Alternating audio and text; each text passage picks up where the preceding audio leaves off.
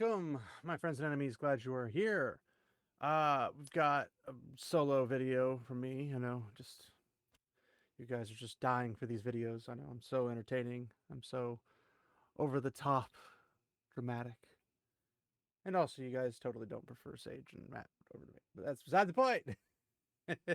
Anyway, little hopefully shorter video today. We have stuff about Elon Musk going on, and if you are not familiar, prepare to be. So, starting out, we have, I'm not sure how you say this name specifically, but Shibatoshi Nakamoto, I guess. I don't understand how game developers and game journalism got so ideologically captured. Gamers have always been trolls, anti greedy corporations, anti BS. Gamers have always rejected dumb manipulative BS and can tell when someone is an outsider poser. Why lean into the BS? Now, this happened in particularly a term, and the reason this, I should say, that the reason this is important is that the person who commented on it was Elon Musk. Too many game studios that are owned by massive corporations. At XAI is going to start an AI game studio to make games great again. Now, technically, he wouldn't need to use AI per se, because, I mean, he could probably found at least a single studio with a single publisher, or maybe a studio publisher, dev company that has the actual people working for him, and they could make stuff moderately well pretty quickly, comparative to all the expensive stuff that's being thrown around right now. So it's one of those things where he made the announcement, and so we're like, whoa, this is crazy. But then it gets even funnier as we learn more about the scenario entirely, but then we'll get to obviously the funny part afterwards. So this is Doug Tenaple, which I'm assuming that's his name. I don't know. Maybe it's just his username, but he says, I created Earthworm Jim and got Game of the Year in '94. We made the Neverhood, Skull Monkeys, and worked on scores of other simple, fun, wonderful games before Steam's got bloated and inefficient. Being a conservative Christian caused a secular progressive culture to end merit based content creation. Now, before continuing, I want to point out it's the secular progressive culture, and not necessarily exclusively secular, but more limited to the progressive culture that kind of brought us what we got with Dragon Age, with Concord, Assassin's Creed Shadows, Star Wars Outlaws. But in general, I've noticed over the years, games have just been lackluster. Like they've not been quality to the fun, like to the point where things have just been fun. It's like we get one fun game out of every like 50 not fun games. And so when we get, the top fun games, whether it be Black Myth Wukong, Stellar Blade, Party Animals, I think it's pretty recent, not like in the last year or anything, but I think it's been recent. But like games that have been actually like fun, you typically see them more pop up and they blow up in popularity because they're actually fun. But aside from that, you get things more along the lines of, well, the ones that I named earlier, like Assassin's Creed Shadows, Concord, Star Wars Outlaws, uh, Dragon Age, Veilguard, and what appears to be Avowed. So all of this is because of a progressive culture, and they don't like merit because if it was based on merit, they couldn't get jobs because very few in the progressive era are actually talented and skilled because the only thing they can seem to put in their games is ideological stuff. But the funny part about this is that if they actually made good games and had, the option to put in some more progressive quote unquote stuff, it probably wouldn't be as poorly received because things like Baldur's Gate 3 have what you would consider progressive stuff, when in all reality, it's just letting your imagination do whatever you want it to. It's not woke. It's just literally, hey, D&D, just like your homebrew session, you can do whatever you want, and that's kind of what they let you do. Now, obviously, there's limitations on what you can do because they can only program so much content into a game, but for all intents and purposes, they give you basically freedom to do whatever you want, make the choices you want. It's just the way it is. Now, most of the best gamers I knew were conservative, had killer work ethic, and we were frugal with our budgets and only wanted to make games everyone would love. But my old pals are scattered or pinned under EA. Now, this is interesting because the conservative, I wouldn't say every single time, but the conservative game developers typically did have more of a, like, we have a smaller budget, but we can still make a fantastic game in a reasonable amount of time. It seems as we've pulled away from the conservative ones, I'm not saying this is pro-conservative, anti-progressive, although I'm just anti-progressive because all they seem to do is push ideology. They don't push good quality. But it seems like all the ones that have been kind of kicked out of the mainstream, the ones who've left CD Projekt Red that worked on The Witcher 3 and prior Witchers, and even some of the ones that worked on Cyberpunk 2077, and the ones that left Blizzard, the ones who left Activision, the ones who left Ubisoft, the ones who left Bungie, the ones who left, like, all of the game companies that you know that are like, oh, these are really good games that they've made. You're thinking typically from a perspective that this whole, like, every game made by this company is made by the same exact people, and it's like, no, they've changed staff, differences have happened. It's not the same people who made the stuff that you've come to love. So same thing for, like, Ghost of Tsushima. The team that made Ghost of Tsushima is mostly gone. Now they have another team making Ghost of Yotai, and it's pretty much a totally different team. I think there might be one or two people that are still there, maybe. That might be giving them too much of the benefit of the doubt. But the point is, they're stealing assets from Ghost of Tsushima to use in Ghost of Yotai instead of making it from the ground up, because they don't think they really have that kind of quality in their teams, because there's no merit. So the company itself may have been really good back in the day when it made Ghost of Tsushima. It's not so great now, from what I can see. I could be wrong. I hope I'm wrong, but it doesn't feel like I'm going to be wrong, because what they kind of pushed from the people who are promoting it, it's just it's questionable. But people being scattered or pinned under EA, it's like, well, if Elon Musk came in and said, I want to hire these people because they got good work ethic, they're not going to push ideology, they just want to make fun, simple games for people. Even if he didn't start making something like an Assassin's Creed game, but he just made something like an Earthworm Jim kind of game, it would probably make a lot of money. Just because it's a fun, simple game, people still like those kind of games. Now, obviously, the newer kids that are like 2000 plus babies, they don't understand the love for the old stuff as much. Some of them do, most of them don't. They want to play the Call of Duties, they want to play the Overwatches or the Fortnites and all that stuff. It's whatever, but you could easily take the rest of the game industry and just transform it really quickly, and then as it makes tons of money, then you morph into something a little bit bigger, morph into a larger top tiered quality game industry.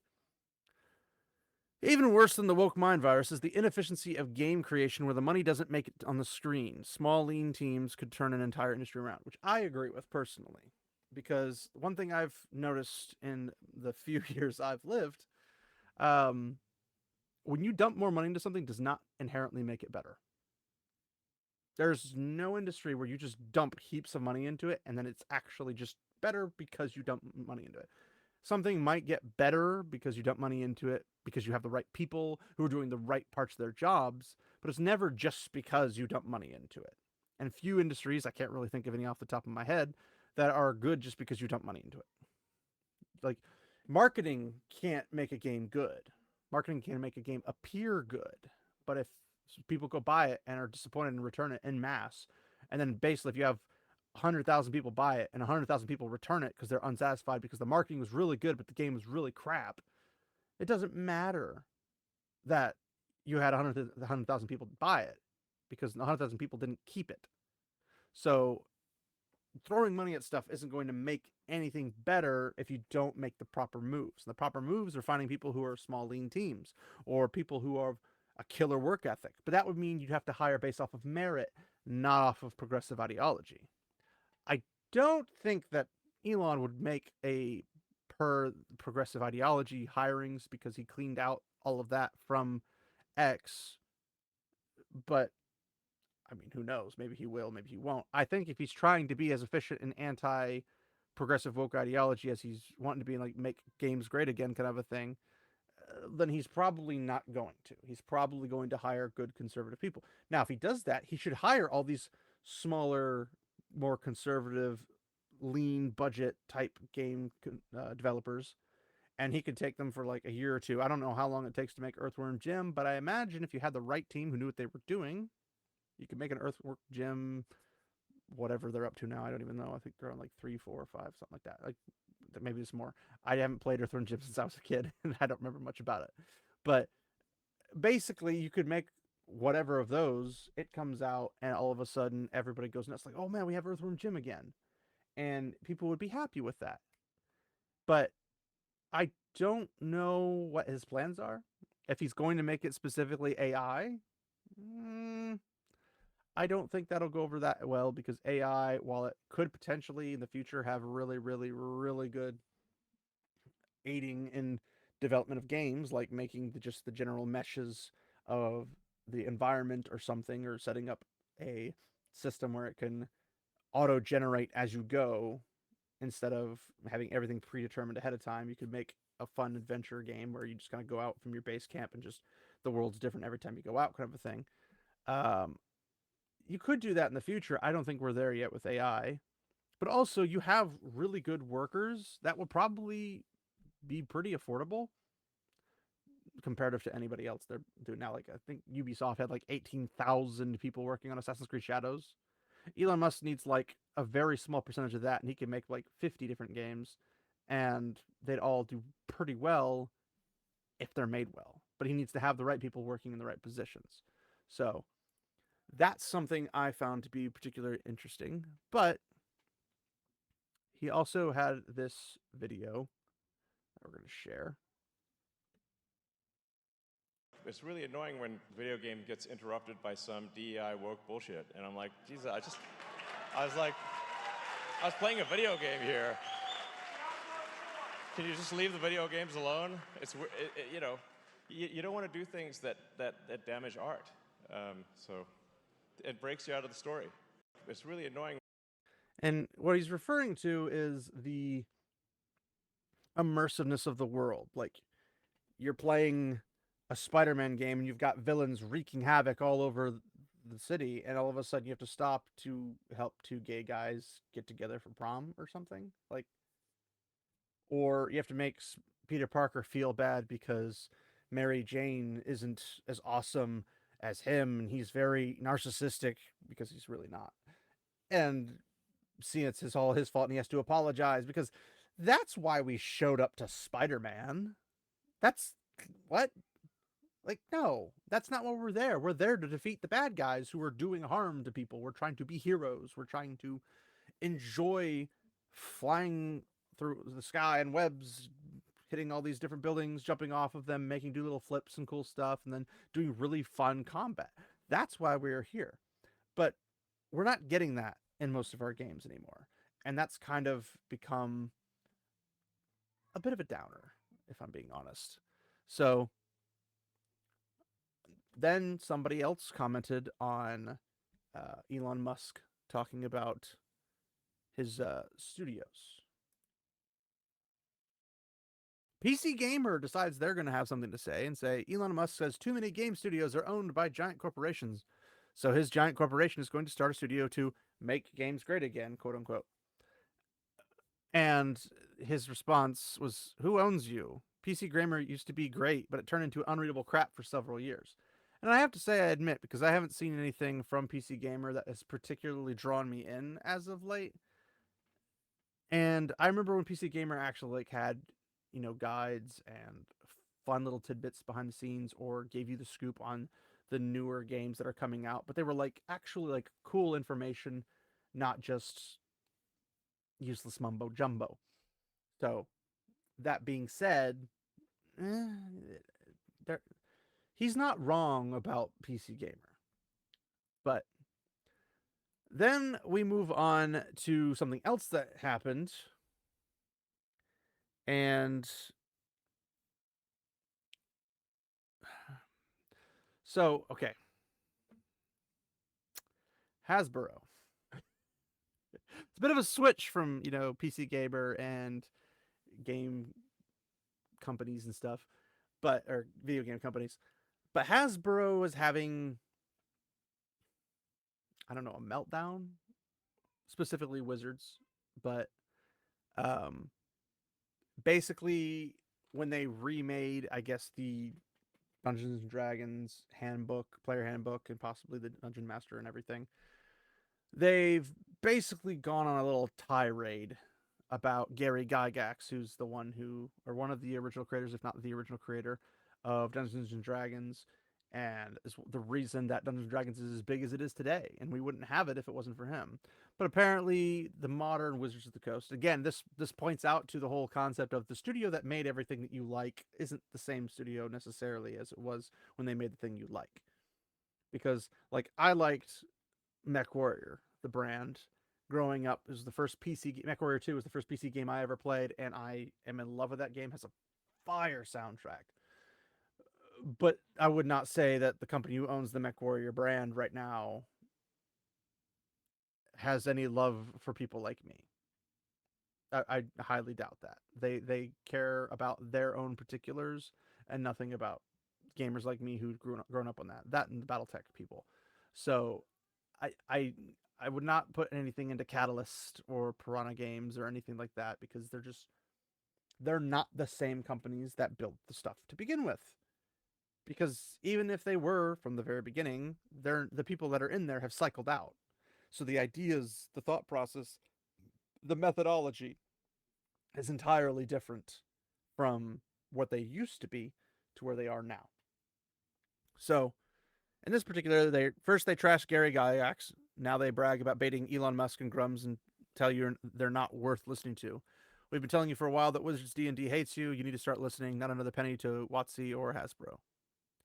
And this is the thing. Out of curiosity, did you or your team foresee any blowback to your comments potentially? That is, attention from Musk was as unpredictable as it is ludicrous, but was there any sense in advance that this could rub a portion of the fandom the wrong way, though still be worth doing? And the person, I'm assuming, who's in charge of this little project, or at least plays a big role in it, Jason Tondro. It says, early in the book's development, the marketing team asked me what sort of critiques we should expect and prepare for. And I and the other editors agreed the problem was going to be from progressives and people from underrepresented groups who just took offense at the language of the original D&D. I didn't write the preface until late, and I wrote it to address these concerns. It never occurred to me I'd rouse the ire of the grognards. And it's obvious now that I look back on it, but I just don't take those critiques seriously even now. I consider these people not worth listening to, so I didn't anticipate their outrage. Now, a grognard is a very strange term. I'm assuming it has to do with, well, it's a mixture, I think, of Elon Musk and stuff like that with I think he has like Grok or Groks or something like that as the AI system that they have in place. But I mean, insulting people because you don't agree with them. He's like, "Oh, I'm actually concerned about this really small, tiny minority of people upset, like progressives and underrepresented groups." But when the majority shows up and is like, "Why are you trashing the thing we love?" And he's like, "Oh, I don't find them necessary to listen to. I don't take them seriously. They're grognards. Who cares what they think?" And I think I just did do that without any of this happening. Sorry, let me pull that back up so you can see it. This is Jason Tondro talking about the blowbacks and everything. But the point still stands that he's obviously going to be in the progressive camp more than he is in the moderate or the conservative camp, because even if he was just moderate, you could say, okay, well, we're not going to necessarily take every bit of information to heart, but we will listen to those that seem to be necessary or whatever. But instead of just saying like something that's kind of neutral or even positive, goes completely to the negative, because he's like, we agreed the problem is going to come from progressives and people from underrepresented groups. I'm like, what's an underrepresented group in a fantasy setting? Because there's no groups there that technically parallel here. They may have humans That doesn't mean they're humans from our world, therefore they probably don't even necessarily come from our thing. People just inherently put their own connections of identity from skin color and stuff into the game. It's like, it's a different world entirely. The humans in another world don't necessarily equate to the humans in our world, so why would you assume, by definition, that underrepresented people are going to be in it? Because, I mean, there's no lizard people, there's no dragonborn, there's no cat people, there's none of those people are existing. So you have to pull explicitly from humans, and the humans are humans. They can be whatever you want to be in D&D. Unless they're still equating orcs to black people because they're racist, but that's a different story. Whatever. But yes, that was that. Apologies for that little mess up. But then we got something else. This is a little video I want to play. And just be patient. It does kind of seem one way, but it's actually another way. So, Elon Musk went to bat for Gary Gygax recently, but everyone, including Grums, has totally misunderstood what he was doing. When Elon plays Diablo 4, it's like the simulators in Ender's Game. It's all real. Elon made the boring company because he knows where the loot is. Now, keep where it says.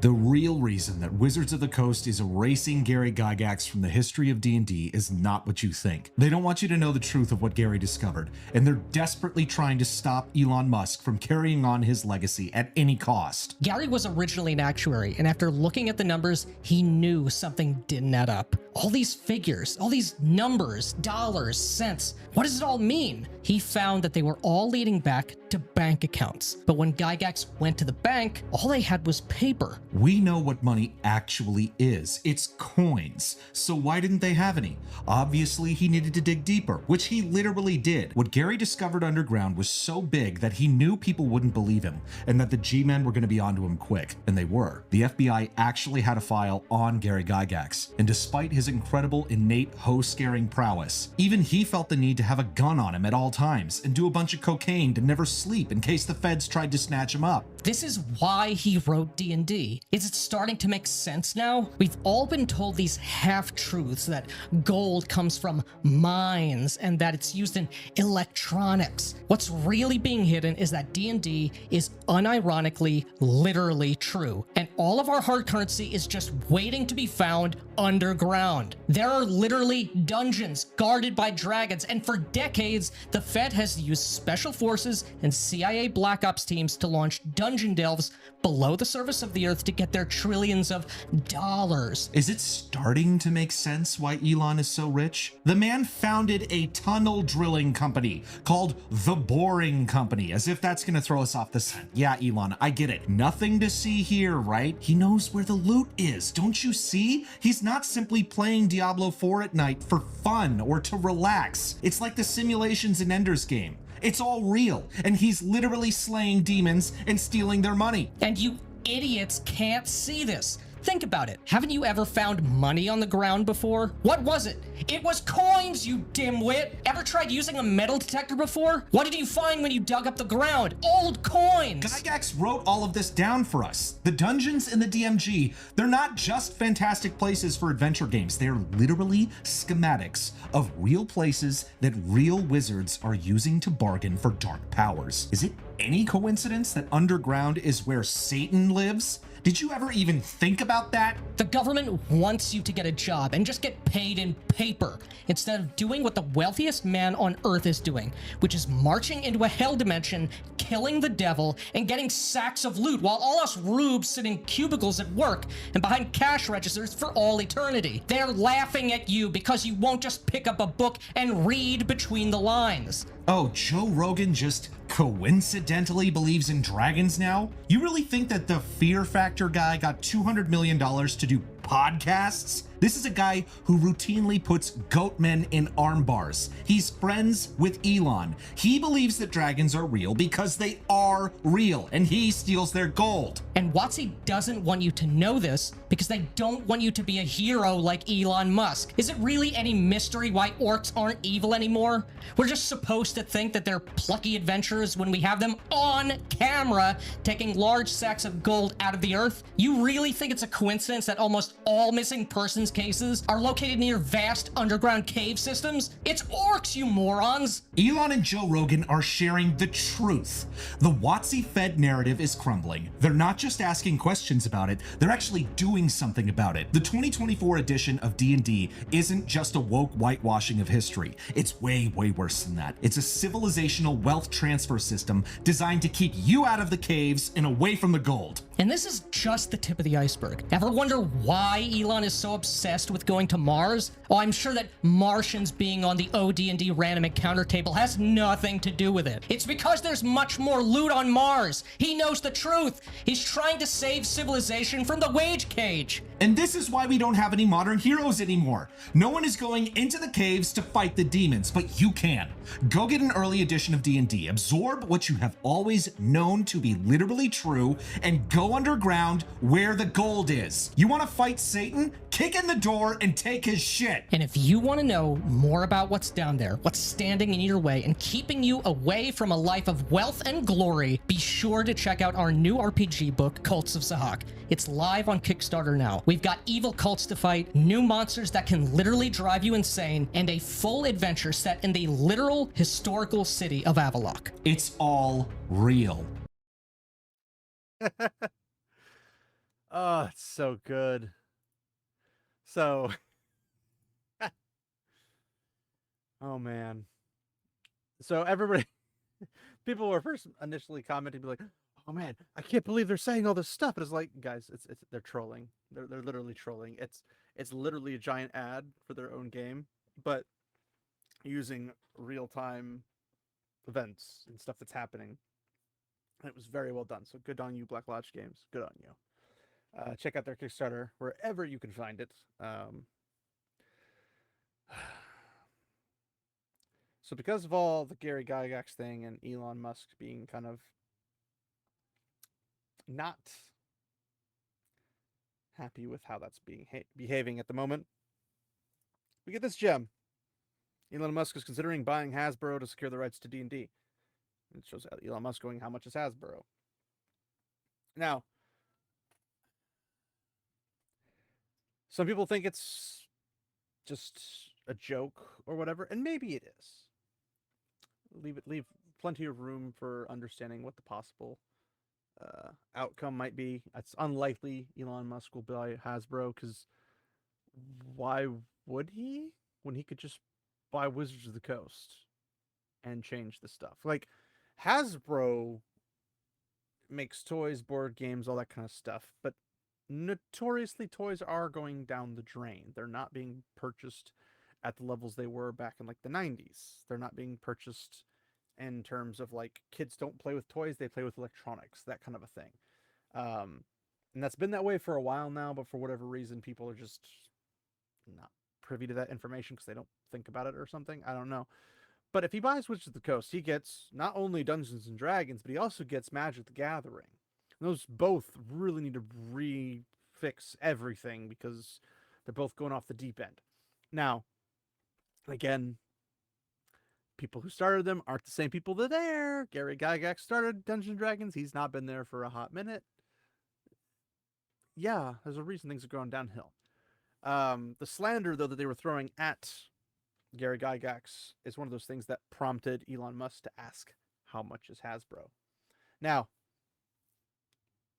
I personally think he should just buy Wizards of the Coast if he was being serious. I'm not saying he is being serious, but Elon, if you're watching, which I doubt you will, but if you're watching, you should probably just buy Wizards of the Coast, because Hasbro is a lost cause. It's a money sink machine. They don't know what to do. Now, you could technically, if he does buy Hasbro, he could reevaluate the merchandise deals with Hollywood, and that could change a lot in Hollywood, because Hasbro buys rights to things, which makes Hollywood money, but if they don't buy the rights to things to make merch for them, they're not going to make nearly as much money. There's no free marketing. There's none of that stuff. It's just out the window. I mean, we're not going to have the millions and millions of Ray toys that never got bought, or all of the different lightsabers from characters popular like Ray, or what's that Inquisitor lady from Obi-Wan Kenobi, or the Kenobi series, whatever. Like, we're not going to have any of those things. Oh no, the horror. But if he just buys Wizards of the Coast and he goes in and, treats the properties correctly, because they're like Wizards of the Coast for Magic the Gathering is doing a lot of universe bounces, like they crash in Warhammer 40k into it. They've crashed Middle Earth into it, or the Middle Earth. I don't consider it real Middle Earth because the artists actively went out of their way to be racist and problematic, or whatever they want to call it in their terms. Just because they wanted to piss people off, the chuds or whatever. And then you get a little bit of other things. The game, it's not as much fun, I would say, but there are still fun aspects about it. But Commander, woo. But for Dungeons and Dragons, orcs being Mexicans that are crossing borders. Wow, this sounds really weird. Or dwarves that are allegedly gay for each other and have beards, the other person's beard tattooed onto their arm because what? That's not what dwarves care about. But yeah, okay. Gaming has been kind of co-opted by those that are leaning a little bit heavier into the ideology rather than in what everyone loves about the game. The adventure, the excitement, the looting, selling the loot, buying new loot, getting things to go fight the next BBEG. That's what they're there for. They're there to have fun and escape reality, not bring it with them into a fantasy realm. So it's unlikely that Elon will actually buy Hasbro. Probably won't even buy Wizards of the Coast. But if he did, he'd save more money buying Wizards of the Coast and getting the things that actually do make money versus the whole entire company, which doesn't really make that money because toys don't really sell. And as far as I was aware, Hasbro's been in debt for a hot minute. So I don't really know what they're planning on doing with that. Might have changed and maybe they're not in debt anymore. I don't necessarily believe I'd believe that. But anyway, that's really it on the Elon Musk front, if you will. And, hopefully we can get back to some semblance of normality. Maybe just start having fun again. Maybe play games for the immersive world that is not ours, unless you build a specific system where it's in our world and people want to immerse themselves in that. I don't know why they would. But hey, if that's what you want to do it and see if it sells. If it sells, then you made your money and people will do it. But if you don't, then don't put it into other content that nobody cares about. I mean, Dragon Age Veilguard's that way. Avowed appears to be heading that direction. I don't know what to tell you guys. But anyway, thanks everybody for hanging out. And please like, comment, subscribe, all that fun jazz. Share the video with your friends, family, or just random people. And let them know that there's some semblance of a voice of reason out there. And hopefully we'll get some more videos out to you guys soon. So thanks everybody. Remember, my friends, walk in the light.